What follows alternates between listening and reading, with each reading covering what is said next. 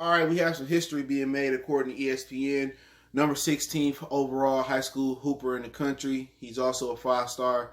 Makur has decided to commit to Howard University. That is a HBCU. According to ESPN, since they started ranking high school basketball players, I think back in 2006, it said. Don't quote me on that one. He is the highest recruit to go to an HBCU. Also, the number one basketball player in another class, not sure what Mikey Williams is. He's a freshman, I believe.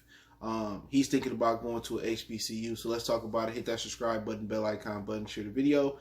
And he posted a message on social media today. I put it on the screen, basically saying that he want to be, he want to pave the road for guys like Mikey Williams and to go to HBCUs and feel comfortable. And it just seemed like the coronavirus and everything that's been going on with a lot of the killings of innocent black people is starting to change a lot of things around the country. I mean, a lot of people are asking for police reform. I mean, you can just keep going on and on.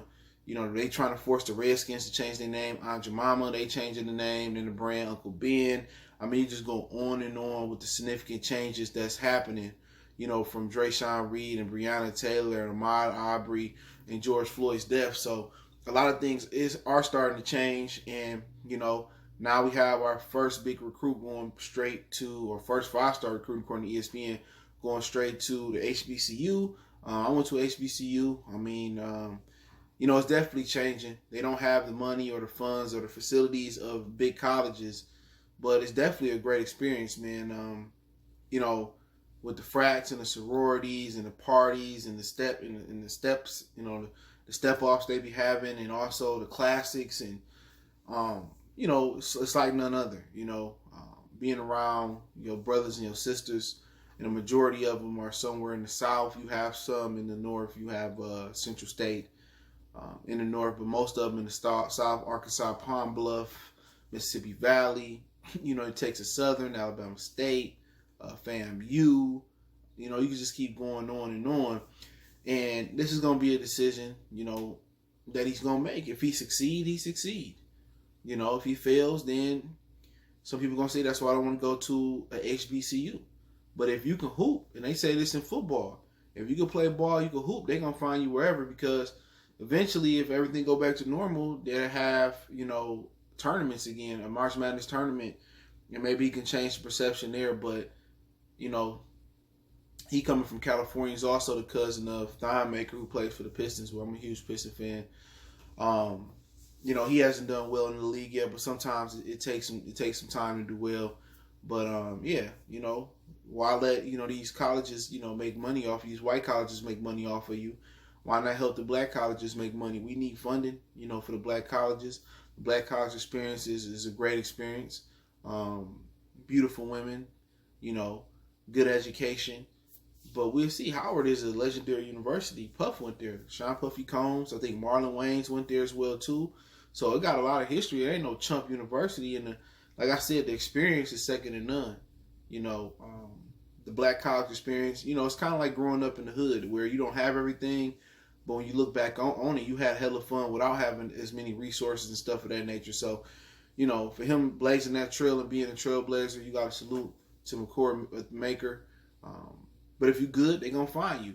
So let's see if more people follow that path. But what it really boiled down to is the Kansases and the Dukes. They spend money on these players. They buy them cars. They give them a bag of money. I remember Isaiah Thomas told a story about, he didn't say which recruiter or what college it was. They came to his house to recruit him, and they offered him some money to play there.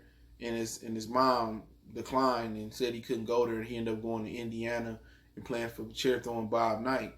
He did win a national championship, and then, as a freshman, he moved on to the NBA. In those days, that was kind of unheard of, being the one and done. So, like I said before, that's kind of the thing, getting the money up front. Then also, as if HBCUs come hot for top recruits, watch what I tell you. They're gonna open up the, you can go straight to the league. Watch, that's coming. By the time Imani Bates, who's the number one overall hooper in the country, he's only a sophomore.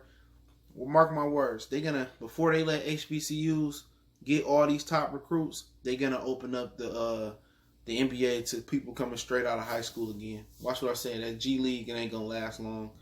that experience. But a lot of kids will go straight to the NBA before they let HBCUs, really make all that money. Then colleges, then the NCAA gonna allow them to pay the players, or they're gonna open up the pipeline straight to the NBA. But hey, let me know what you think about Makur Maker's decision.